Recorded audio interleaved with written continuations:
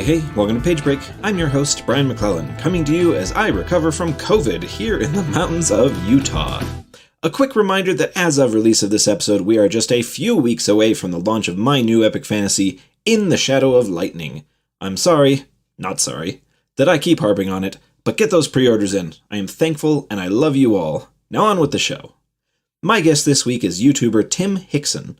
Tim is the owner, writer, and performer of the wildly popular Hello Future Me channel, where he breaks down plot, characters, and world building.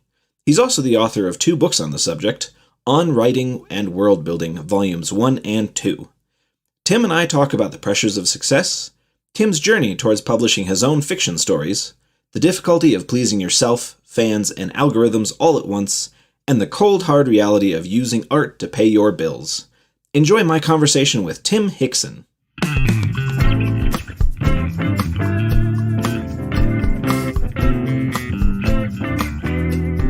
Well, so are you a Tim or a Timothy? I'm a Tim. If you would like to be firm with me, feel free to say Timothy. If that's more comfortable, you know. But no, otherwise I am just Tim. Yeah, I was always when my parents were mad at me, I was always Brian Thomas. Oh yeah, Brian Thomas. Yeah, Timothy Matthew. Right, exactly. Yeah. If they bust out that middle name, you know you are screwed. Absolutely, I'm getting grounded, sent to my room till I realized I could read books, and then that's fine. Right, you know, I think a lot of parents are really happy when their teenagers just disappear quietly, and maybe the worst thing they do is rack up library fines. Yeah. I discovered when I was about 8. No, sorry, I read The Hobbit when I was about 7, and then from there on, my love of fantasy grew, and I very quickly retreated into my room by nature. And so they had to find new punishments for me. Right. Yeah, I was one of those kids that, go to your room didn't work on me. Right. Just because, my room's where I wanted to be in the first place. This is a great place. Yeah, I had a bunk bed, and I had 2 couches that were facing, 2 single couches facing each other under my bunk bed. And that was like a little reading hammock for me, where I could read Aragon 13 times when I was 11. Oh man, that sounds so fantastic. I love that. Yeah. I mean, I wish I had a bit more variety, but the setting was lovely. Yeah, I had whatever the library kind of had in stock. You know, my parents never took me to bookstores. We didn't really have a ton near us, but my mom volunteered at the library every week, so I was always there, always coming out with a big old stack of something. Man, but I love those. Something that I've never been able to replicate as an adult is that feeling of reading so much and for so long that your various limbs go numb and you have to find new positions, but you never put down the book the entire time. You're just rolling around your bedroom trying to be comfortable. I totally agree with that. I remember, I'd be reading upside down, hanging over the edge. Yeah. And as an adult, maybe I just don't have that ability to be as fixed. It's almost the book itself is the axis around which your body turns, but now your body turns around the pains in your spine. Right, exactly. Yeah. Now, I was kind of curious about something. As somebody who has, from what I can tell, made quite a good career out of doing reviews and talking about the minutia of storytelling and world building and character and stuff like that. Have you found that your personal enjoyment of things has gone down over the course of your career? Okay, so it's a yes and a no answer to that. What it has done is changed my tastes. What it does, I mean, in the way that the more you delve into any given thing, the more extreme your tastes kind of become in some sense, the more you're looking for that sort of bigger challenge, bigger hurdle. I have definitely found that the more I have kind of studied sci-fi and fantasy, and I have always loved doing that. Since I was a kid, I'd sit down and I would read a book, and I'd be like, why did I love this book? What made this book resonate with me? And I would try and figure that out. And so this is really an extension of that. But the more I've done that in a professional context, the more I've found that I prefer really experimental books. I tend to find that I don't want to use the term conventional, but perhaps familiar. The stuff that has the hero and the villain and the and a lot of those familiar tropes that we know a lot, that we see a lot. I don't get as much out of those as I perhaps used to, and so I've turned to love, like Jeff Vandermeer's Annihilation was just I adored that. That was so different to anything I'd really read, because it was intensely literary while also being really complex science fiction. And Adrian Tchaikovsky's Children of Time is another favorite of mine. Deeply, very, very different. So yeah, my tastes have definitely deepened. I not deepened, just become more complicated, but shifted, maybe. Shifted, yeah. But I mean, you are on the other end of this. Like, you're writing this stuff. I mean, you are. It's that weird thing where you're writing it and you're also reading it. So how has that affected you? Honestly, I don't read much anymore.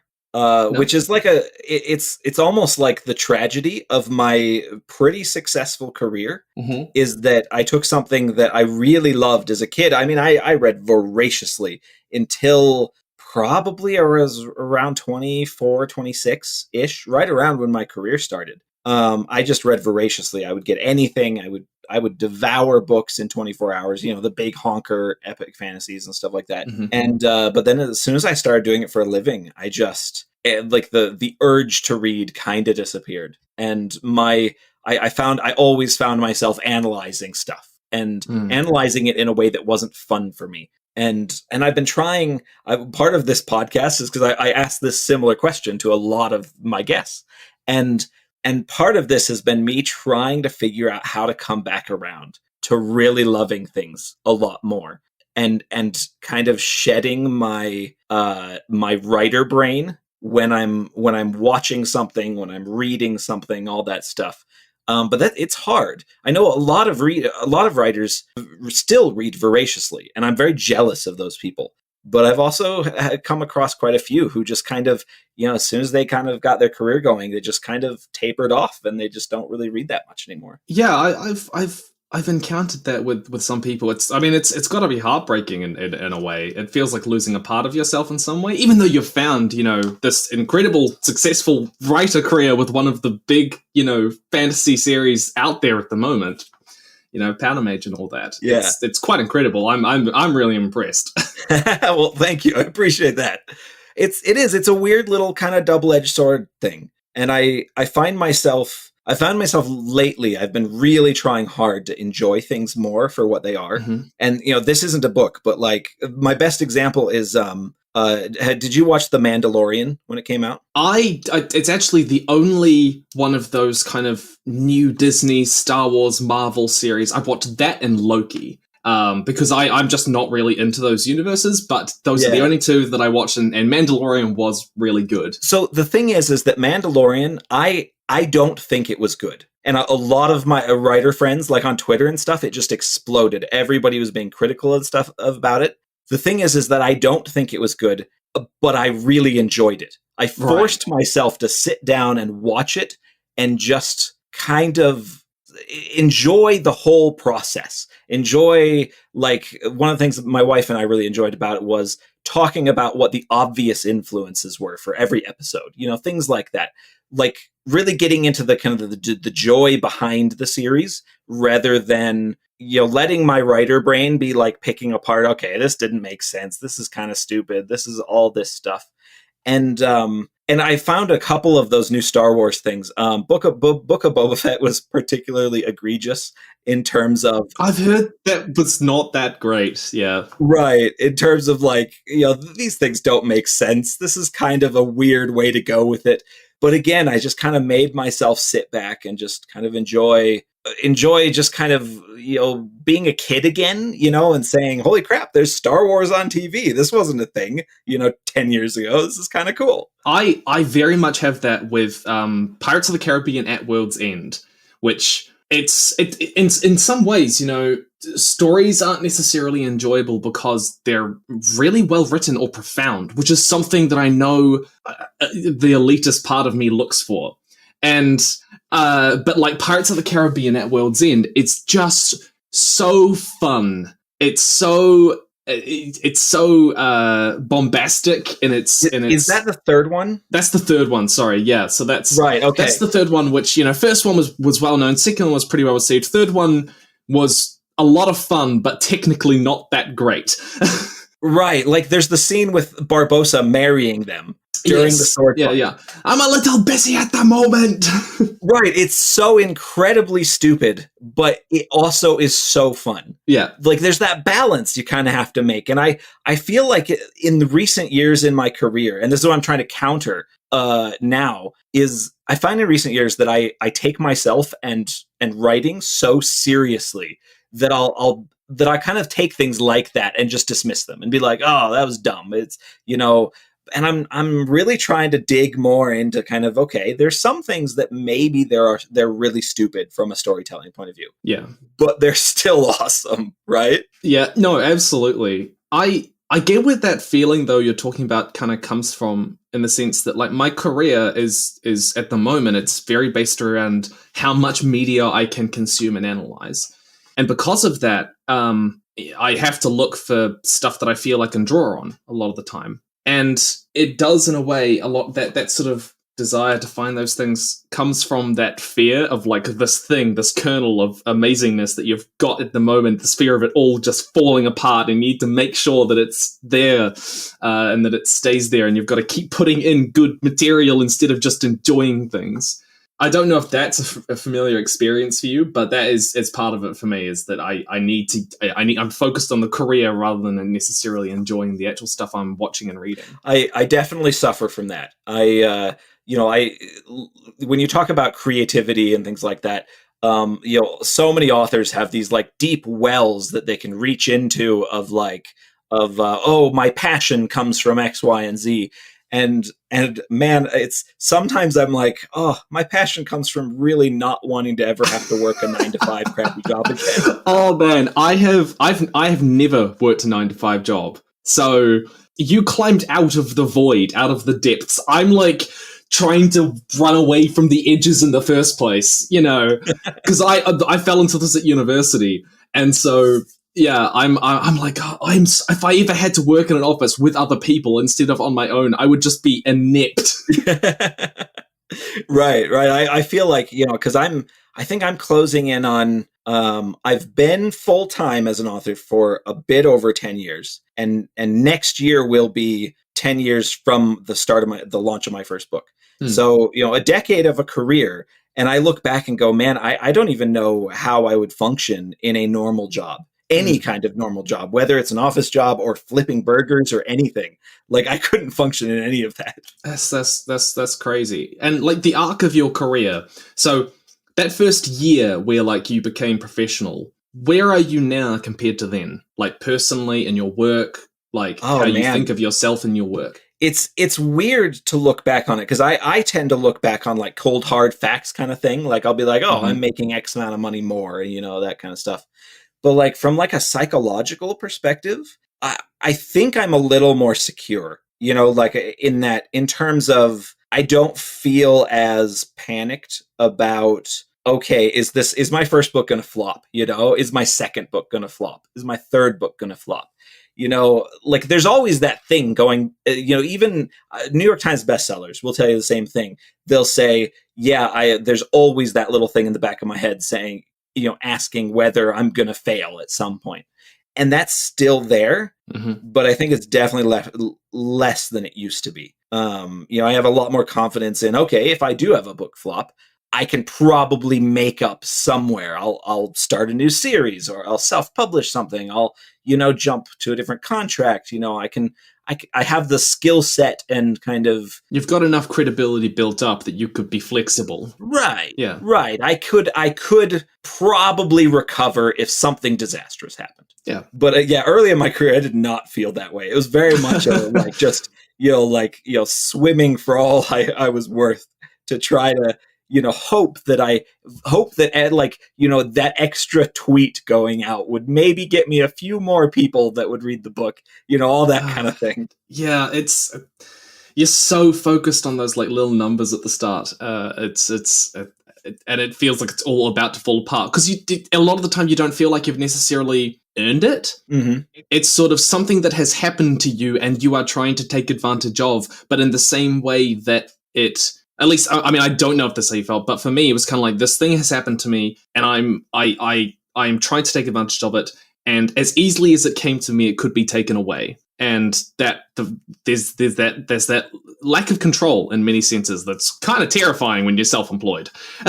Oh yeah, and I totally get that. And I think that's a very big thing for any creative professional at all.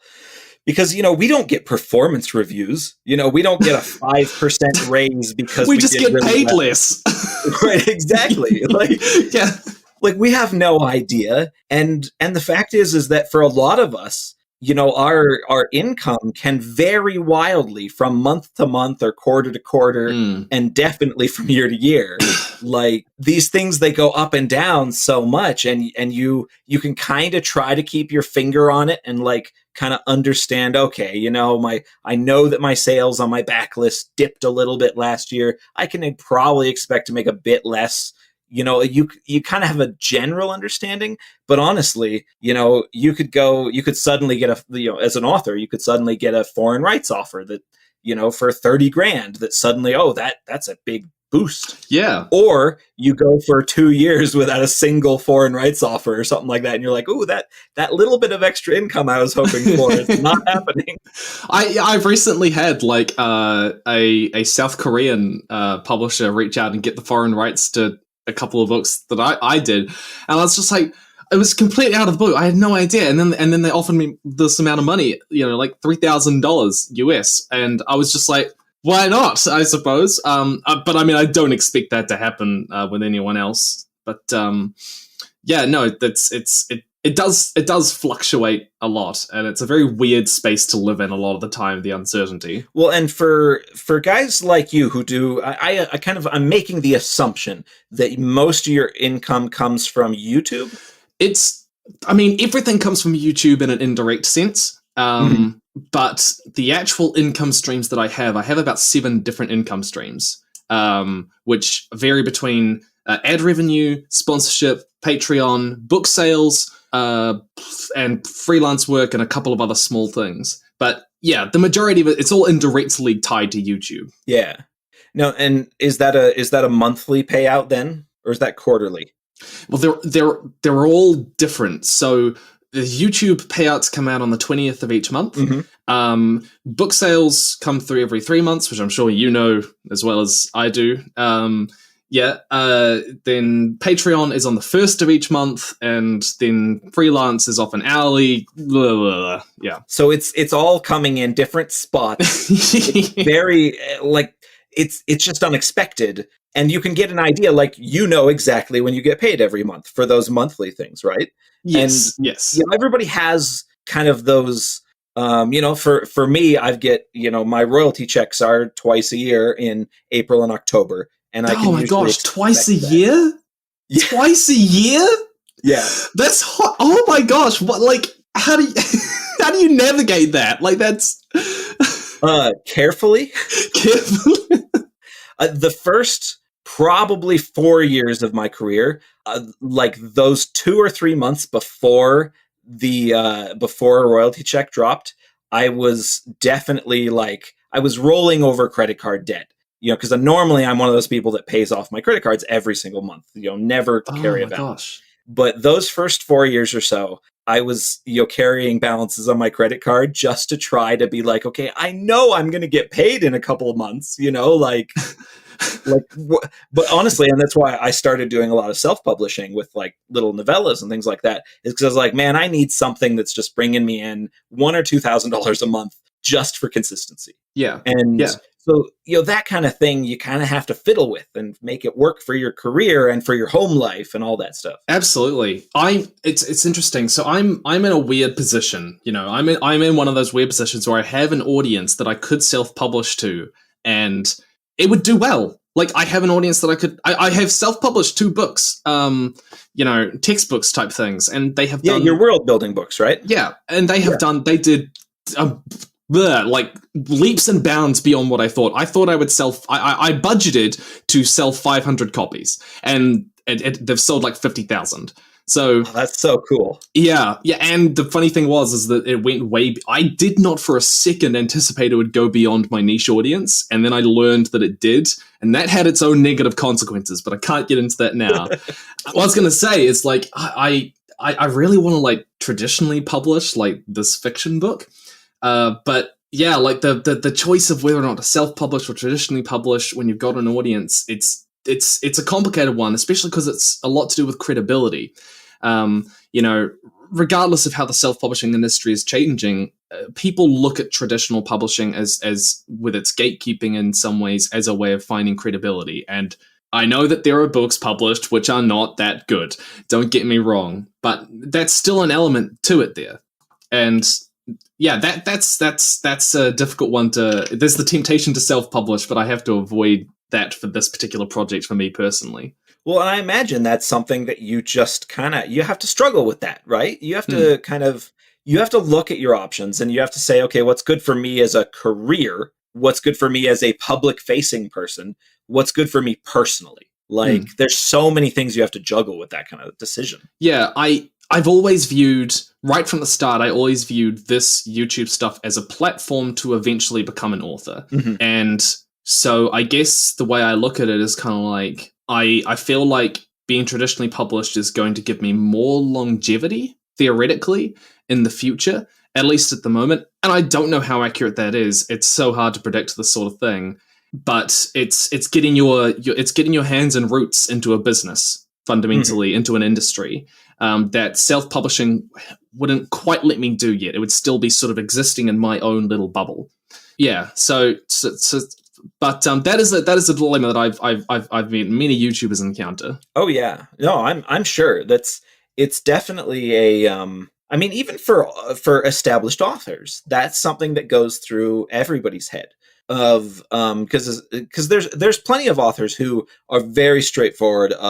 I don't want to deal with all the back end stuff. Yeah. I want to hand a book to someone and have them publish it, period. That's it. But, we've kind of reached that point in kind of the way self-publishing works and the industries all work and everything like that, where it's really quite, maybe not easy. Viable. But it's viable, right? It's quite viable. You published, how many novellas have you published, self-published? I think I've got maybe 6 novellas and a short story collection, or 5 novellas and a short story collection. Nice. And that's and honestly, it wasn't all that much work for me, and I enjoy doing little fiddly bits like that occasionally. So I was in a good position to do it, and to be frank, they've made me pretty good money. Yeah, but I still make 80% of my income from traditional publishing. Right. So it's like these things are all every author will say, okay, yeah, that's a thing. When I'm looking at a new book that I've got and I'm ready to send it out to publishers, I stop and think, should I self-publish it?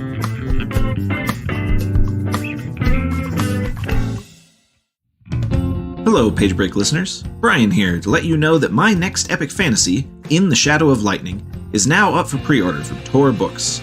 Glass Immortals is a whole new universe that introduces you to assassinations, intrigue, industrial magic, harrowing battles, heartbreaking disasters, and more for new readers and old.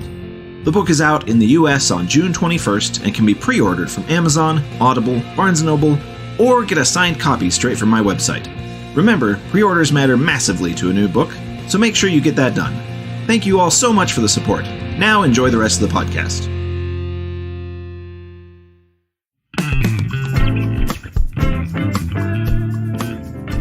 Has there been any projects that you've done that like publishers are like, I don't know if we should really put this out, and so you decide to put it out as a self-published novel? Honestly, this one right here, actually, Uncanny Collateral, is my little urban fantasy series. I've only got 2 out so far, and then I stopped because I had to switch and write the new epic fantasy. But so this little urban fantasy series, I wrote this book, and it was like 45,000 words. And I showed it to my agent, and she said, this is really fun. I really enjoy it. And she took it out to publishers. And publishers basically all came back and said, look, 45,000 words, that's like barely a book for science fiction and fantasy. We're not really interested in something that short. Yeah, it's really that gray area between novella and novel. Yeah. Yeah. And so everybody kind of shot me down. I had a couple of people come back and say, oh, make it 40,000 words longer and we'll definitely take a stronger look. Just double the word count. What? Right. And I was like, I don't want to. Yeah. Like, this was just a fun side project for me. This is, I write epic fantasy for a living at the moment. So I ended up just self-publishing it. And my agent was really cool with it. And she kind of, gave me pointers and said, yeah, here, let's, if nobody else wants it, then do it yourself and make some money. And I did. And it worked out great. But yeah, it's that kind of, but there's great things about self-publishing. There's great things about traditional publishing. Yeah, absolutely. And that's why I've kind of straddled. I want to do kind of both of them in some way. I definitely wanted that experience with self-publishing, and theoretically in the future I might self-publish some other novels. But I've also been like writing short stories and submitting those to magazines. I just want to get kind of the breadth of publishing experience that I can to see where I really want to end up. So going back to what you were saying about like trying to recover the joy of reading and stuff like that. One thing that I have found that personally helps is that I read things that are entirely different to what I'm writing. Mm-hmm. So I find that I have been trying over the last few years to read as much. So I didn't really write short stories. I wrote only kind of like novel type stuff, and then so I decided, okay, I'm going to read short stories, and then I decided I'm going to read horror and biography type stuff and a lot more literary. So at the moment I'm reading Dostoevsky, which is like very much not what I write. And I guess for me personally, in terms of enjoyment, it's kind of like I don't necessarily need to analyze it nearly as much or compare it to what I'm doing at the moment because it's a different playground. Yeah. Because I can see how it happens with epic fantasy. You're writing epic fantasy, reading epic fantasy. I don't know how much you've read of like Sanderson or anything like that, but quite a bit. Yeah, well, you were in his class, weren't you? I was. I live right up the street from him. Oh, really? Yeah. Oh, wow. Are you guys like tight? I mean, I'm not going to claim that we're tight, but no. Brandon is. I consider Brandon a friend. And yeah. He's been very cool to me for my entire career. He's been very cool to everyone. My goodness, he's such a good guy. He really is. Brandon's lovely. I mentioned this on an episode I recorded recently, but one of the amazing things about living near him was that in the middle of the pandemic, when my wife and I were very uncomfortable going anywhere, I got to go watch Dune in his personal theater. And that was like one of those moments that I was like, this is the coolest thing I have ever experienced. You got to watch Dune in his personal theater? Oh yeah. How do you even get the rights to put a personal Dune showing in your own theater? I mean, it was just on HBO Max, so he just played it on the theater. We don't have all of your fancy schmancy streaming services here in New Zealand. We're still stuck in 2005. So that is deeply unfortunate. Oh no, that's really cool. But like, I mean, what else? What other things might you be interested in reading? Kind of like outside epic fantasy or sci-fi. Honestly, for me, I do a lot of listening. I play a lot of video games, and so oftentimes if I'm playing a solo video game that doesn't require a lot of brain space, I'll put on podcasts. And for me, it's for historical stuff. I love historical books, podcasts, anything that is like real life but interesting and with lots of fiddly political intrigue and wars and big battles and all the sorts of stuff. I eat that stuff up. And honestly, it's great because it's not exactly what I do for a living, but it feeds me both kind of my personal interests and my creativity, because it'll be like, because you have your own politicking and politics and wars inside your own worlds. Yeah, exactly. So that kind of stuff, like right now I've been I left off. There's a podcast called the Revolutions Podcast, which is absolutely amazing, and every season is a different revolution that they just cover in depth. And I think it was around the time the pandemic started, I just stopped listening because I wasn't driving anywhere anymore, and so I was about 20 episodes into the Russian Revolution, and I've been re-listening to those 20 episodes, and now I'm finally moving forward to get the rest of it. And I eat that stuff up. It's just so interesting, so cool to read about these historical figures and kind of these. It's almost like character analysis of real people, and learn what drives them, learn what mistakes they made, and how things went badly, how things went right, all that stuff. Yeah. No, I wish that I wish that I could read and engage with more history stuff than I currently do.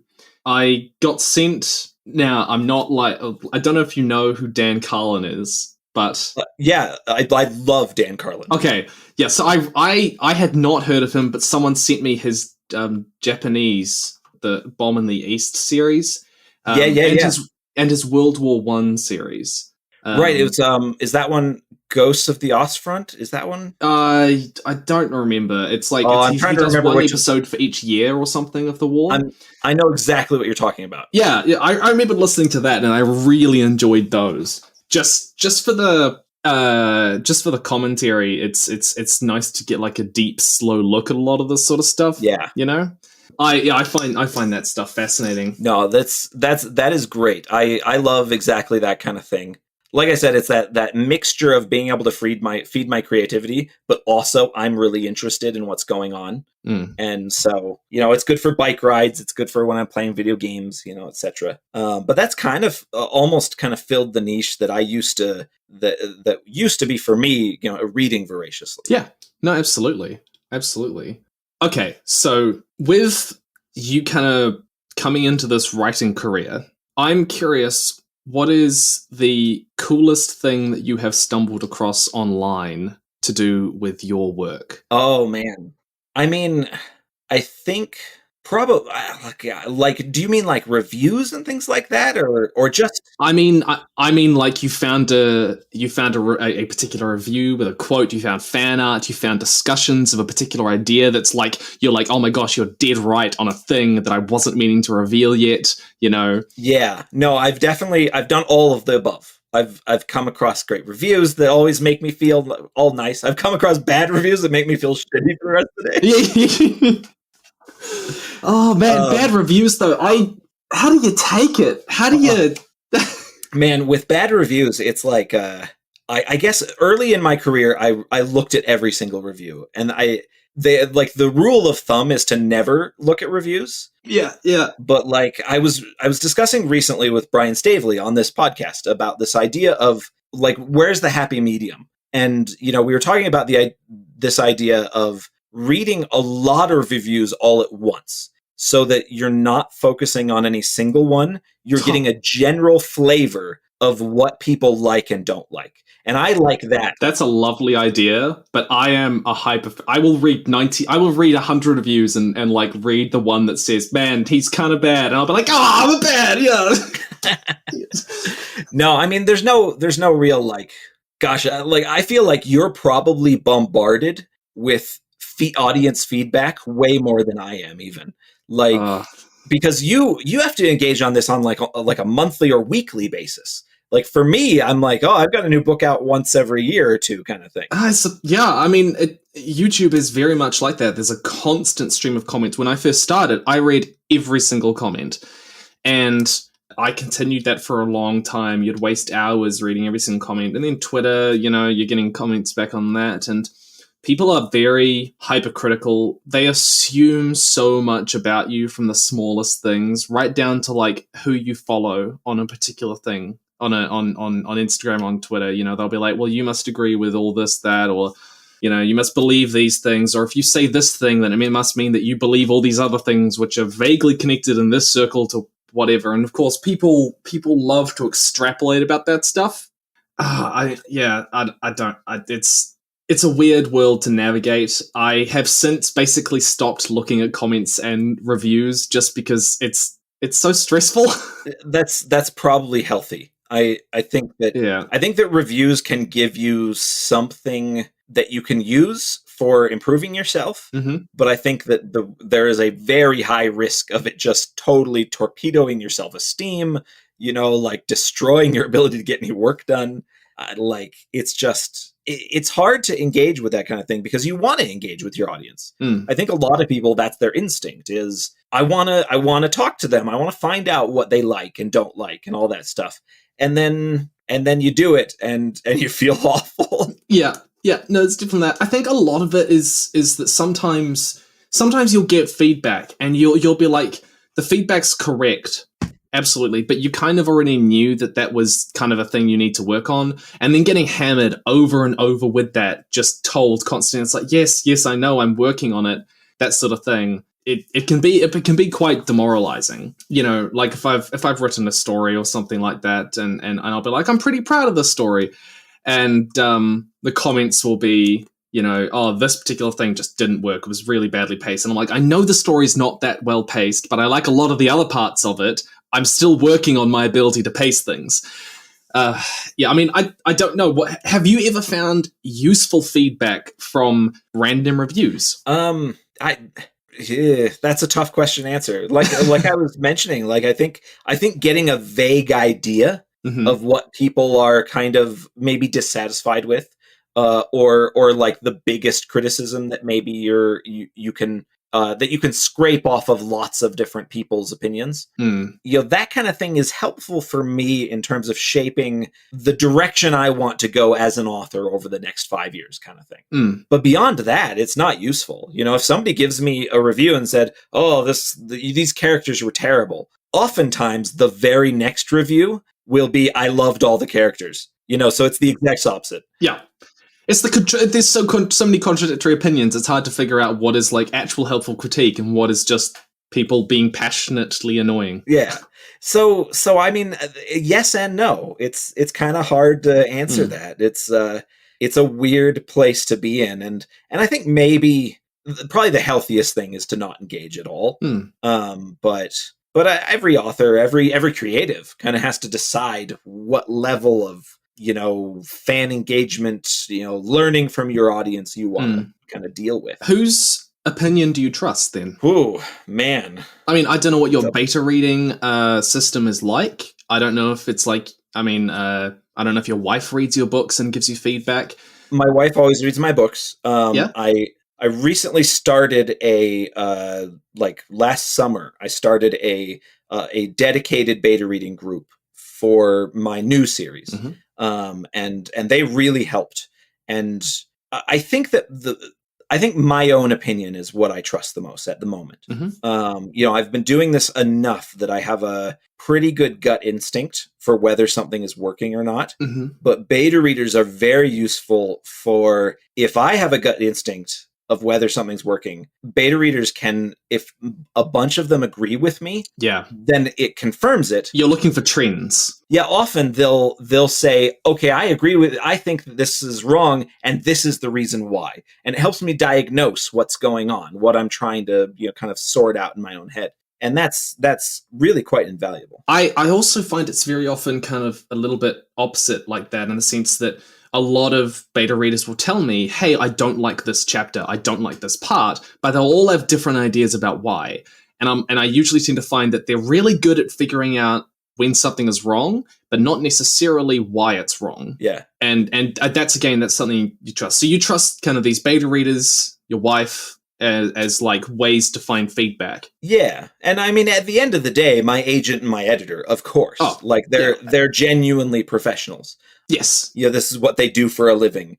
And so, but I always try to, because I know I'm one of only, 30, 40 authors for them. And so I try to always give them the best that I can rather than constantly bombarding them with, oh, here's a new thing I'm worried about. How do I fix it? Kind of stuff. Yeah.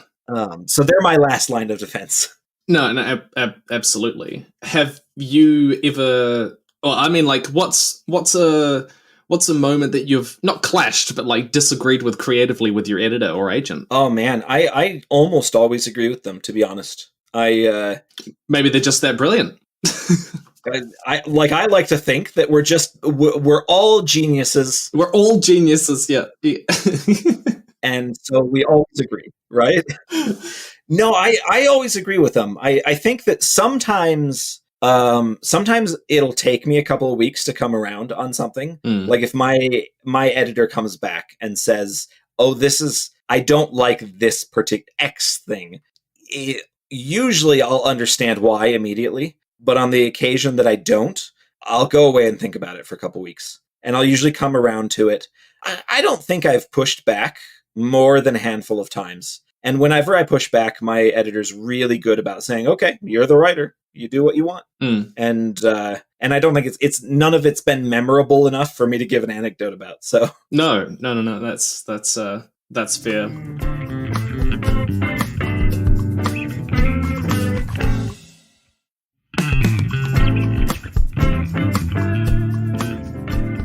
Are you the only brain working behind your YouTube channel and your content? Almost. So I write everything, I perform everything that is written on screen, that is on screen is designed vaguely by me. I have an editor who edits my videos, and that's primarily because I needed time. I basically got to the point where I was like, I want to dedicate more time to my writing, and so I'm deciding to hire an editor, and I did.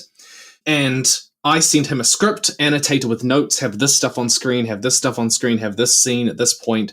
And so I have a decent amount of input into the creative look of a video. But anytime that I do a bigger project, he tends to have a bit more of a creative role in producing the video. But everything that is fundamentally written and created and all the ideas for scripts and stuff are me, yes. Do you like having that kind of level of responsibility? Or do you or is there part of you that wishes there was somebody else in the mix? I'm a control freak on that front. I have a friend who is bringing on a second writer to the channel, and I cannot fathom doing that. I can get rid of the editing, because editing's not a passion of mine. It's not something I'm amazing at. It's sort of something I did through the nature of the job, but it's also not a way that it's not a thing I want to be known for, you know. Whereas the writing is like, that's the content. That's the stuff I'm creating and putting out. So ultimately, I don't have any people helping me research or anything like that. I do know people who have hired researchers, and they're helpful, but they're also more often for, like science channels and maths channels and history channels, where if you go and tell someone, you say, go and find me the causes of the Russian Revolution, there's a lot more concrete answers you can find for that. A lot more like literal quotes, you know. But if I go tell a person, go and find me the best ways to create a character, that's just so much more vague, and I don't feel like I can trust anyone but myself to navigate that in a way that I feel confident to present that information. Yeah, I think that's how I feel about my writing. You kind of about my prose, you know, like this is me. This is the core of who I am as a career person, as an artist, a career artist. Like the writing has to be mine. And I don't know, like I'm constantly thinking like, okay, I've reached the point in my career where I need to have like other people doing things for me. Like I need to have delegation here and there.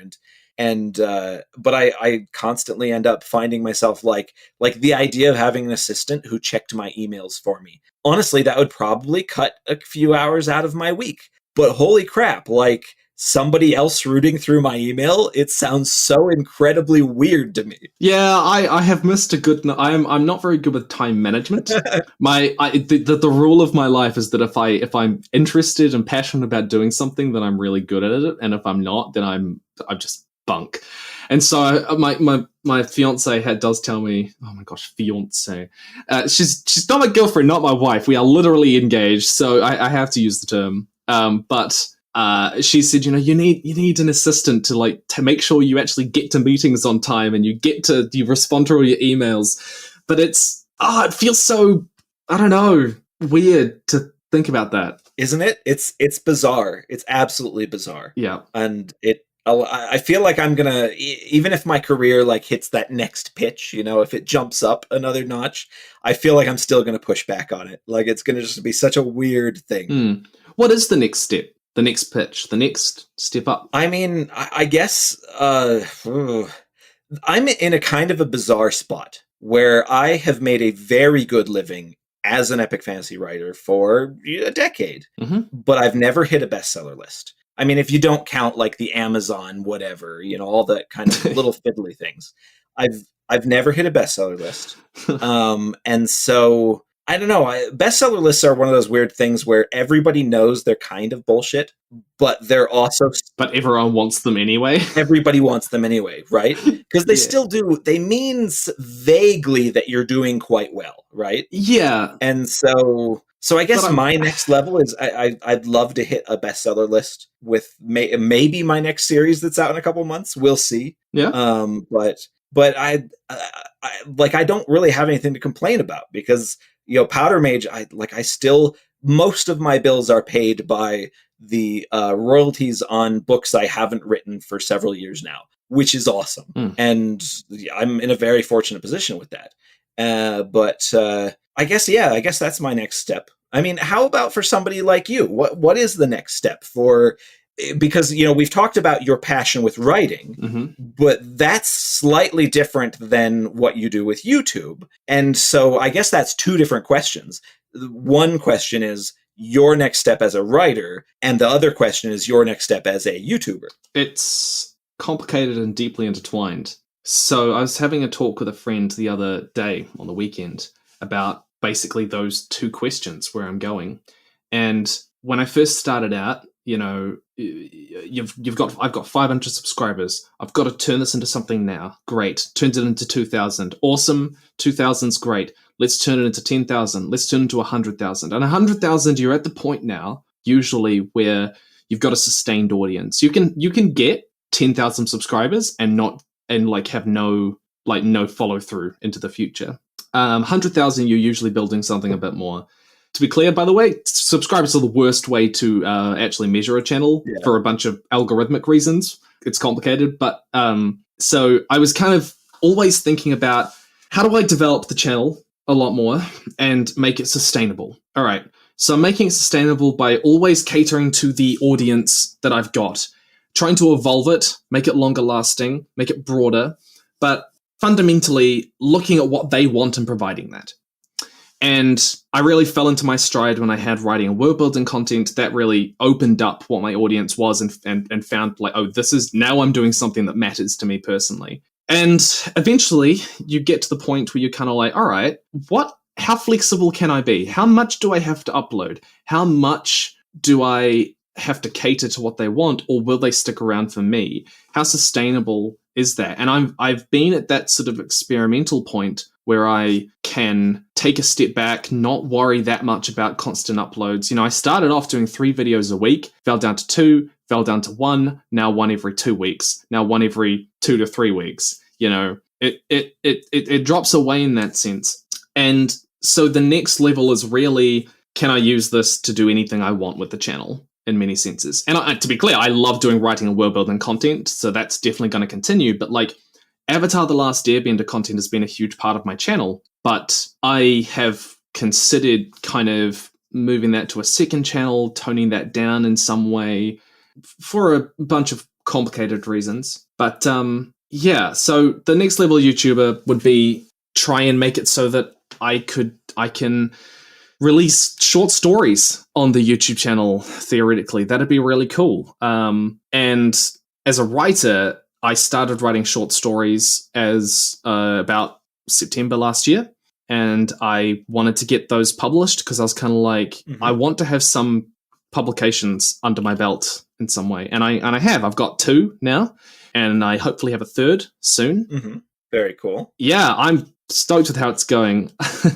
I've had so many closes, but like I cannot tell you how many times I have had emails being like, putting you through to the final round, and then it's no. Then it's still rejected. But that's a way to develop that writing side.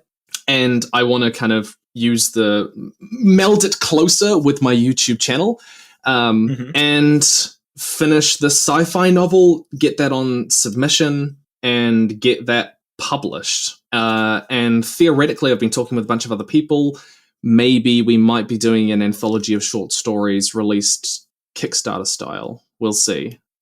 That's very cool. Well, and it's, you mentioned this a bit earlier, kind of that the way that anything that you do, and you were saying this in terms of, like self-publishing and stuff like that, but anything you do is going to, by nature of what you do for a living, connect back to your part as a public figure with a lot of followers, right? Yes. And so that's I find that kind of thing really fascinating. I talked with Daniel Green on this podcast about the same thing of, whether you want to or not, if you end up doing anything else creatively outside of your YouTube channel, it's going to come back to the YouTube channel and it's going to be involved. I am always cultivating public image, whether I want to or not. Yeah. Absolutely. And it's a weird world to exist in, where everything you do, I guess, is part of generating that. Because, in some sense, you get to sort of take a step back for a year or two and then appear back on the scene, Right, which is, it's a weird place, because I have this theory about the way that authors kind of remain or don't remain in the public consciousness. And I actually quite dislike having to not be in the public consciousness for most of my work time, most of my work year, because I feel like when there's so many good books coming out, so many new authors coming up and everything like that, you're kind of competing with everybody, not in an aggressive sort of horrible way, but just you're competing with everyone else for everybody's brain space. Yeah. And the more people remember your name, and we mentioned Brandon earlier. Brandon is so saturated in terms of, he's now got his YouTube channel and he's always coming up on best lists and everything like that.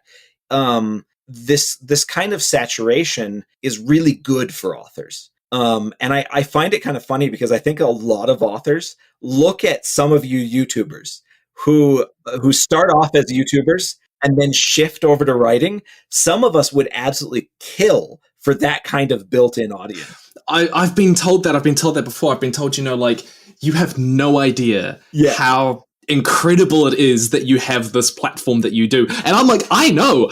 I'm trying to exploit it. I am doing my best. Like, I yeah. Keep on piling the pressure on. Yeah. I'm like, I'm writing short stories. I'm getting them published. I'm getting this sci-fi novel, because I wrote a book and I've had it out on submission with agents for a while.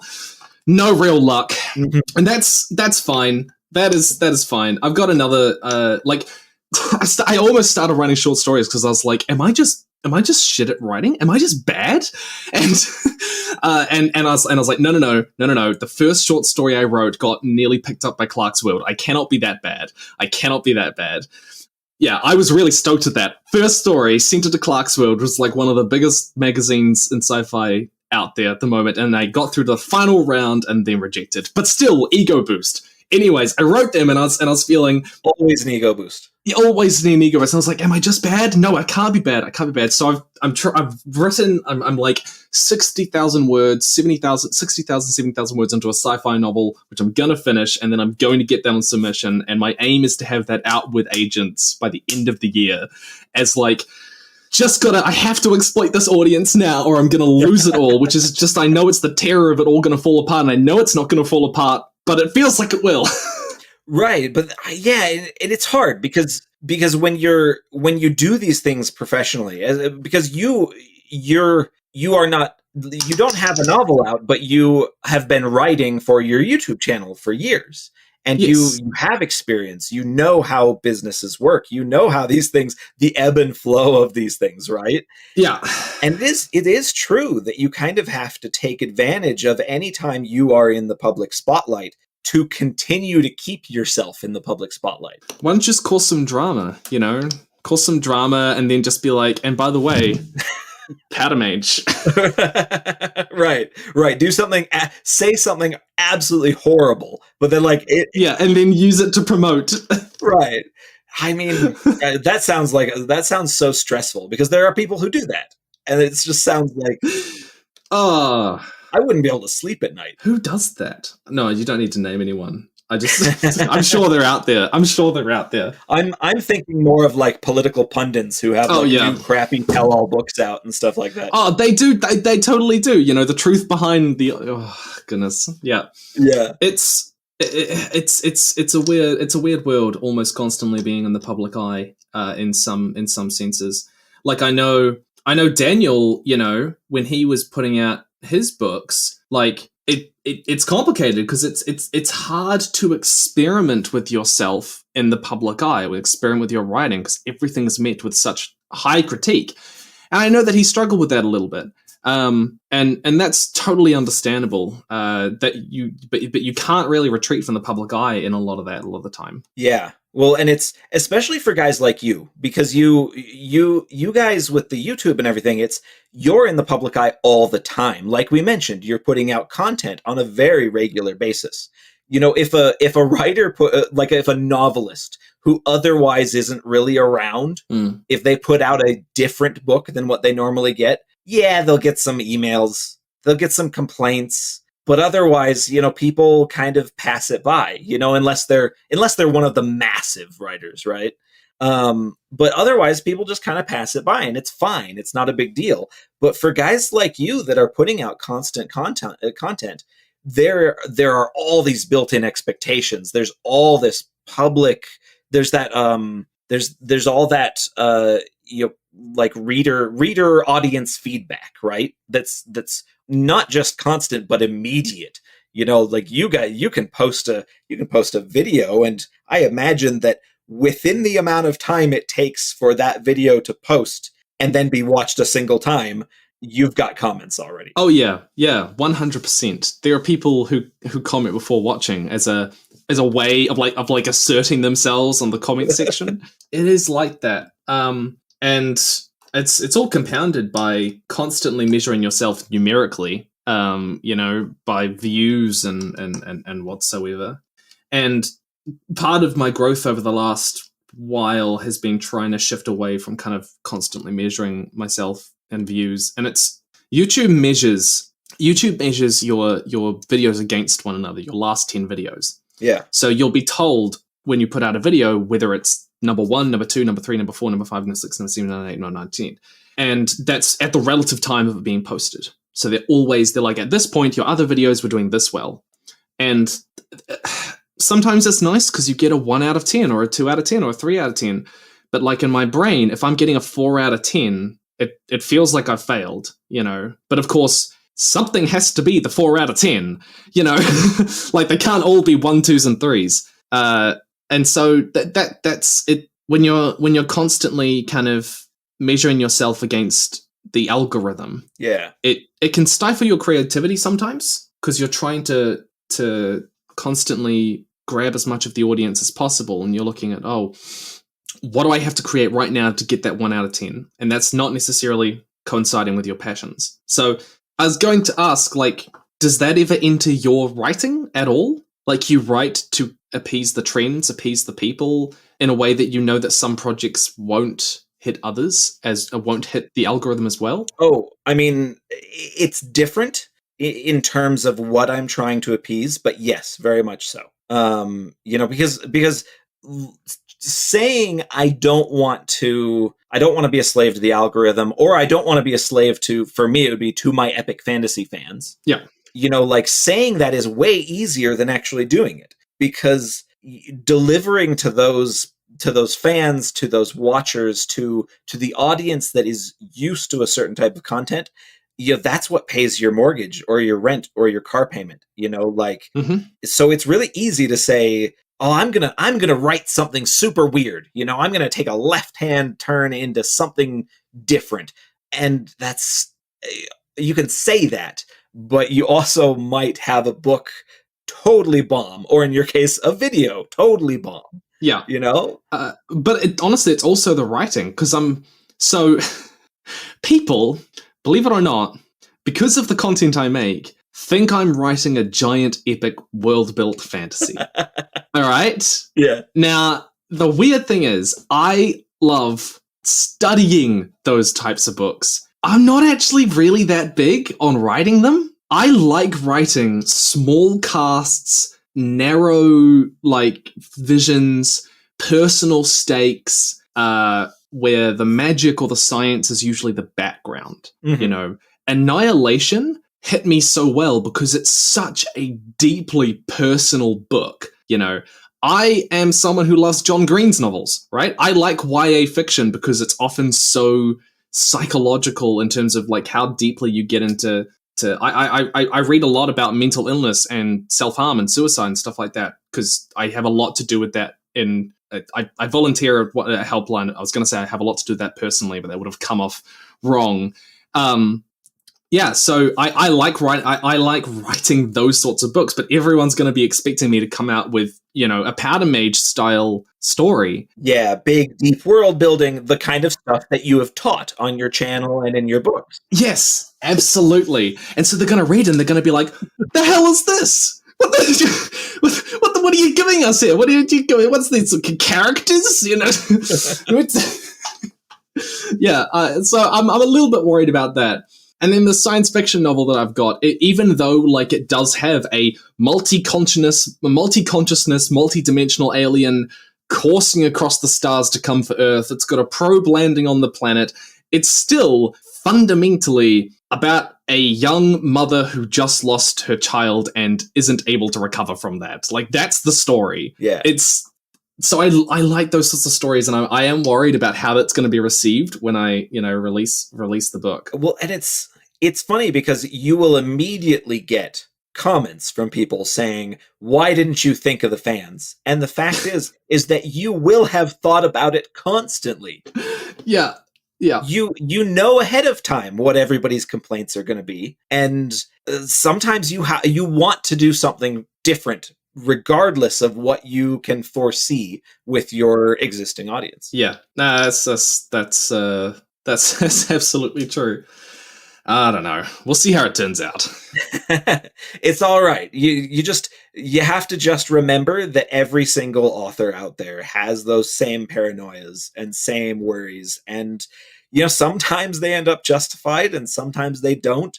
And you'll always have gotten something out there and you'll have tried it. And that's, I guess, at the end of the day, you know, especially when you have a very successful other career to fall back on, you know, it's not too bad. Yeah. I mean, I always remind myself, despite the unique challenges that I face in my job, I do live in the most fortunate life that I could live in, basically. You know, not only do I live in New Zealand, which I know no one else thinks about New Zealand, but I am so fortunate to have grown up here. But I think New Zealand, everything I've seen of New Zealand is so stinking gorgeous. Yeah, it's a beautiful, amazing country, and I love it very much. But I mean, but obviously, also I fell into this job, and I'm incredibly fortunate to have done so. People say, you know, you work really hard, Tim. You know, you work this many hours, this many days a week. You know, there was a time when there was years where I worked like, you know, 9 a.m. till 9 at night at university while also studying. And I have since drawn that back a lot. I have really good, reasonable hours now. But people go, you know, you worked so hard, but people don't realize how much luck I've had as well. How much out of control this was for me. Yeah, I tried, but I also lucked into it. And I try not to forget that. There's always an element of luck with creative businesses, you know, because you have to, the stars have to align, right? You have to have the right reviews, you have to have the right algorithms, you have to have the right things happen at the right time to get people to even notice you exist, let alone to then become a success. Yeah, I mean, so much of it, even in book publishing, is the right story at the right time. Oh yeah. You know, you could, there are books coming out now which if published in 2005 would have not have heard a blink, and there are books that came out in 2005 that if they came out now might be massive sellers but aren't. It's just the nature of the industry, like hard magic systems, I guess sort of in the wake of that Sanderson explosion became really big fast sellers in the same way that, in the wake of Tolkien you had all of those high fantasy stories. Oh yeah. Yeah. I for personally, it was, Powder Mage came out just a couple of months before Django Wexler's 1,000 Names. And so I barely beat Django for being the guy at the very front of the Flintlock fantasy trend. Yeah. And so like that was just pure luck. And Django's books are amazing. And he gets brought up all the time with the same subgenre, but I still feel like I've like just barely squeaked in there to have that, to whenever Flintlock Fantasy is mentioned, I'm probably mentioned as well. And it's like, oh, that's quite cool, but it's totally luck. Yeah. I mean, you could have lost that 2 months on a publishing, deadline, basically, rather than anything else necessarily. Exactly. I don't know what the gap is between you finishing a book and it actually getting published, but it's sometimes it's quite a long while. Yeah, it's like a year. Like it's a long time. A year? Is it a year? It's I think to publishers the ideal is a year, but it can be as short as like 6 months, but I think they prefer to have a longer lead time. Of course, if George R. R. Martin turns in a new book tomorrow, it'll be out in 3 months, right? But sorry, George R. R. Martin turning in a book. I'm sorry, not familiar with that phrase. it doesn't happen very often. I read. So I watched the first 2 seasons of Game of Thrones, and my friend's like, Tim, you need to read the books. And I'm like, the series is already really good. And he's like, yeah, but the books are so much better. And I read all of them, like, really quickly. And I'm still waiting. Oh, gosh. I was going to say something. Okay. So on the topic of, like, YouTuber books and stuff like that, are you familiar with Lindsay Ellis at all? My wife has watched a lot of her stuff. I have not. I'm familiar with the person, right? Like I know of her, but I don't know the stuff. Okay, all right. So it's not that interesting a story, in which case, if you don't know, but she brought out a science fiction book which did actually strike the New York Times bestseller list. Mm-hmm. And I've read the book. It's good. But I think in the same way that, the irony is that people look at kind of YouTubers and be like, well, you only hit the bestseller list because you have a big audience who's going to propel that to it. And there's an element of truth to that, like we can mobilize audiences a lot easier than other people. But Lindsay Ellis did bring out a sci-fi book and people have definitely looked down on her for sort of hijacking the publishing industry. Not that that's legitimate. Yeah, and it's complicated. Even like I imagine from your end, like we've been talking about, is that it's that complicated because you don't want to be seen to be that person, right? No. But you also absolutely know that for the good of your career, you should be that person. That's honestly, that has been why I wanted to like publish short stories. I was kind of like, I don't want to be seen as someone who just gets published because of my audience. Yeah. And for the record, I've had a book out with agents for the last while, and I've gotten nothing, despite the fact that I put in there, I have a nearly millionfold audience here. So, I mean, it does not always pay off. Absolutely. And it's hard to try to kind of to sort through those waters, right? To sort out, what's good for you personally versus professionally. Yeah. And I think a lot of audience, people that don't do this for a living, they don't really understand all of the complicated feelings that go into that kind of thing. Yeah, people just don't know how these jobs work. Every single time someone asks me, oh, you're a YouTuber, although technically they ask, what do you do for a job? And I say, I create educational online content. Because if I say I'm a YouTuber, there's 2 options. Number 1, they think I'm Jake Paul. Or number 2, they think I live in a basement and have no money and have no prospects. That is exactly the response that you get when you say epic fantasy author.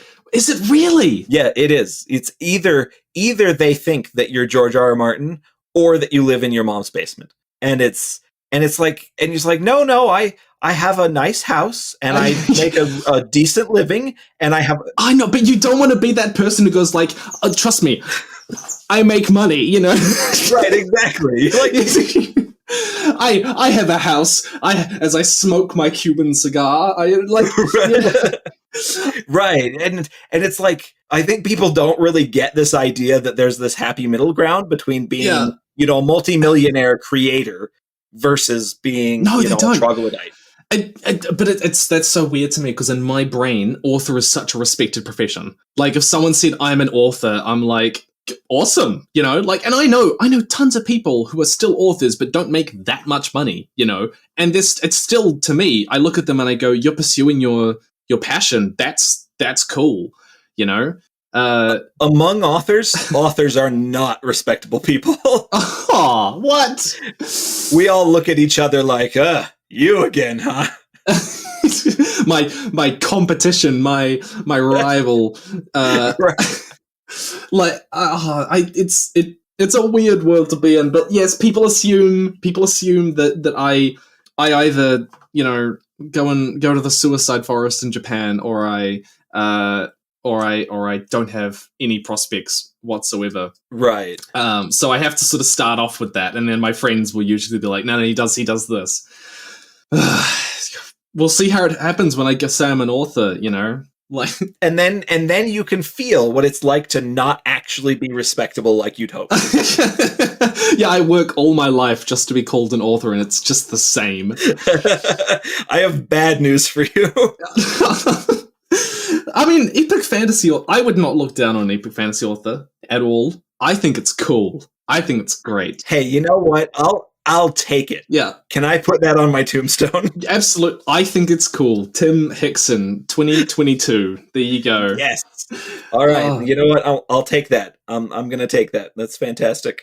Well, hey, man, I have been keeping you for quite a long time, but I like to wrap these conversations up by asking, what's the last thing that you ate that you loved, that blew your mind? The last thing that I ate that blew my mind, that I loved or that blew my mind? Because those are two different things. You know what? Either one. Okay, I made a homemade pizza on the weekend, and I have very cheap tastes, but I made the dough, and then we just put tomatoes and cheese, and I bought this chorizo from the supermarket, and that to me was just stellar.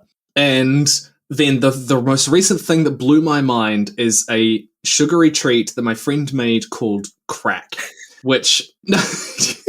Sugary treat, huh?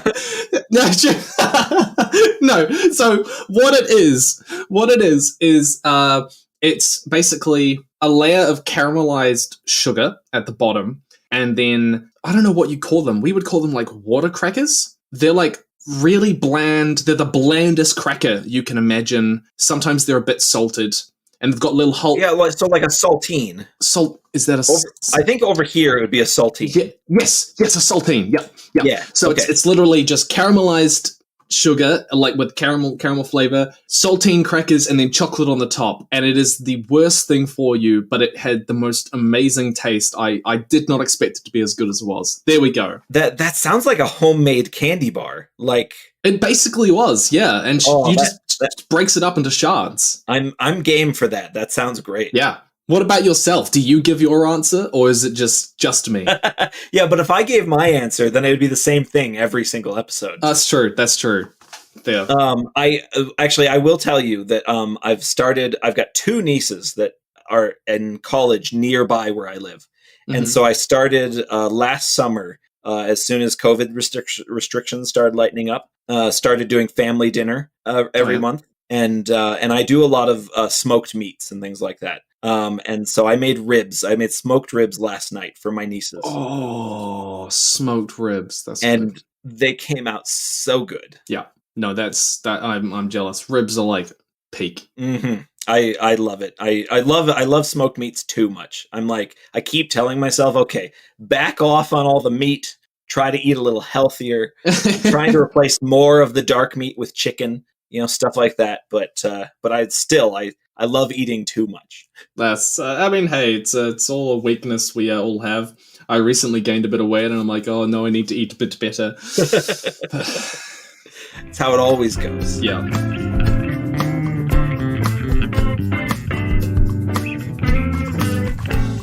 That was YouTuber Tim Hickson. Thanks again to Tim for taking the time to chat. You can find links to Tim's YouTube channel and world-building books down in the show notes. You can find me, as always, at brianmcclellan.com. Special thanks to James Sutter for music and Tom Bishop for production. If you'd like to support the podcast, head on over to patreon.com/pagebreak or buy my books in ebook, paperback, or audio.